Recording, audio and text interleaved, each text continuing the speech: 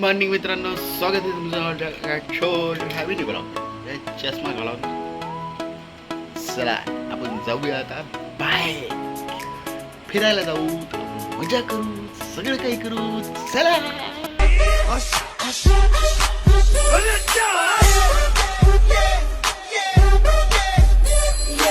घरच्यांनी आंबे आणायला सांगितले होते म्हणून सकाळीच आंघोळ बिंघोळ केली होती मस्तपैकी आणि बाहेर निघलो होतो. म्हटलं तर चला आंबे आणायला जावं लागते. म्हटलं तर धन्नो काढल्याच्या नंतर सरळ निघलो. तेवढ्यात बाबा रस्त्यातच आहे ना माझा ॲक्सिडेंट होता वाचला. तिकडून येऊ लागला बाबा लखनच्या गाडीसोबत माझा ॲक्सिडेंट होता वाचला.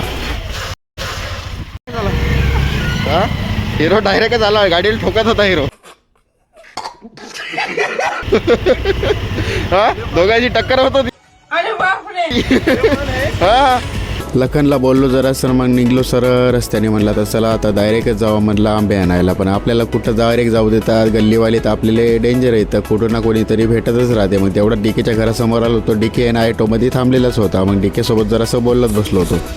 काय करायला डीके बसलेला आहे? कुरेल तर लई निवांत बसलाय.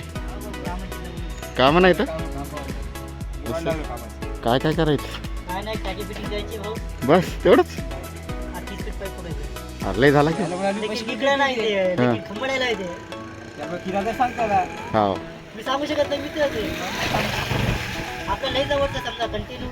मग जरा कमी मध्ये करून टाकायचं. हो लावत ना संध्याकाळी लावत.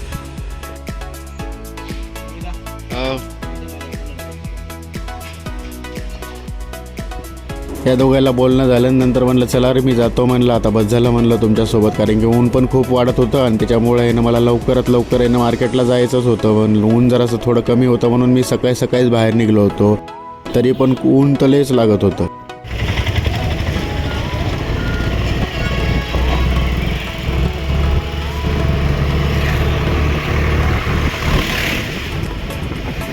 मी घराच्या बाहेर सकाळी किंवा संध्याकाळी निघेल आणि मला चहाची आठवण होईल असं कधी शक्य झालं का? लगेच बाबा मला आहे ना लगेच चहाची तलब लागली. अरे बाप म्हणलं आता जावंच लागते चहा प्यायला. मग सरळ आलो रमेशच्या हॉटेलवर.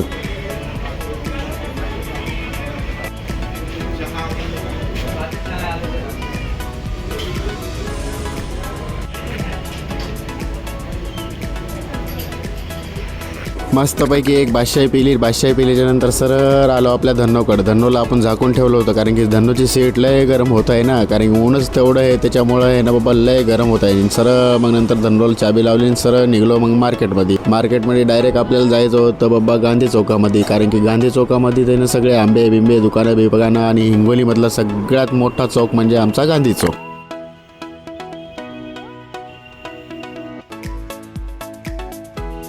सरळ आलो मग नंतर इकडं या कोपऱ्यामध्ये एक भैया होता. तिथं त्या भैयाला म्हणलं होतं आंबे कसे दिलेले. मग त्या भैयाने सांगितलं होतं 120 रुपये. मग त्याला म्हणलं होतं बाबा मी 100 रुपये लाव रे बाबा. म्हणलं 100 रुपये मार्केटमध्ये सगळीकडे लेट चालू आहे ना. म्हणते पण म्हणला होता हो म्हणे घ्या म्हणे भैया 100 रुपये घ्या. क्या किलो रे मीठा है ना, लेकिन बहुत मीठा है. मीठा बोलो तुम, खट्टा बोलो तो नहीं निकलता. हाँ सही है. एक वीडियो ले रहे हैं क्या? हाँ भेज रहे क्यों? ब्लॉगिंग है मेरी, ब्लॉगिंग का चॅनल आहे मेरा. चॅनल आहे.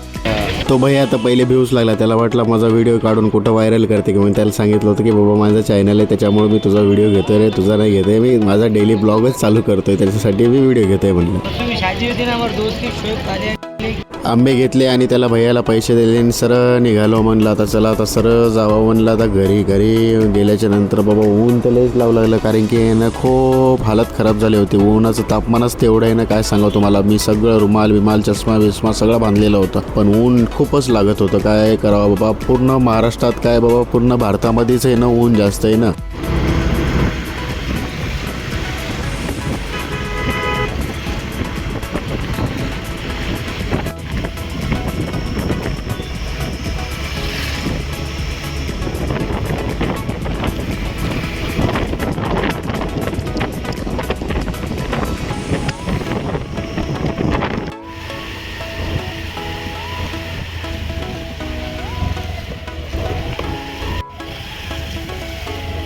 घरी आल्याच्या नंतर डिक्कीमधले सगळे आंबे काढल्याच्या नंतर देऊन टाकले. म्हणलं रे घ्या, म्हणलं बाबा घ्या, आता आंबे आणले तुमचे एवढ्या उन्हामध्ये जाऊन. मग दिले घरी दिल्याच्या नंतर आपल्या घरी पुरणपोळ्या आणि भज्जे बिज्जे, आपल्याकडे रस बीस सगळं होणार होतं.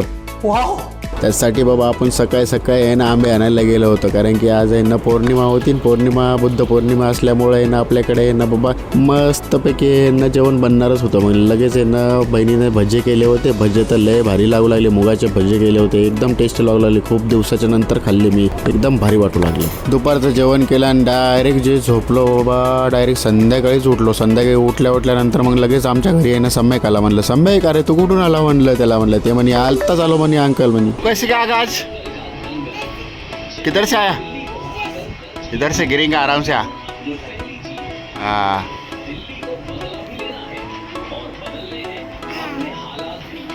क्या कर रहा तू?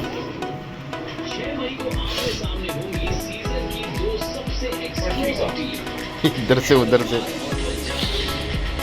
समजची इकडून तिकडून मस्ती चालू होती. मग तेवढ्यात मी ना फ्रेश व्हायला गेलो. फ्रेश ब्रेश होऊन आलो बाबा मस्तपैकी. आता लय चिकनात दिसू लागला, लय गोरा दिसू लागला बाबा. मी काय सांगू, मलाच आहे ना आश्चर्य वाटू लागलं. मी इतका कस काय गोरा झालो बाबा, लय भारी दिसायला लागलं. मग सरळ आलो, म्हणलं आता चला आपला टाईम झाला, म्हणलं आता बाहेर जायचा. म्हणलं त्यासाठी आपण सरळ निघलो बाहेर निघलोच्या नंतर परत आहे ना डेकीच्या घरासमोर आपल्याला सगळेच आपली मंडळी भेटली होती. तेवढ्यात आपला सुक्का पाटील तिथं थांबलेलाच होता, कारण की सुक्का पाटील गेला होता कोणत्या तरी गावाला बाबा. लय दिवसाच्या नंतर सुक्का पाटील आलेलाच होता. मग सुक्का पाटीलला बोलत थांबलो. काय करायला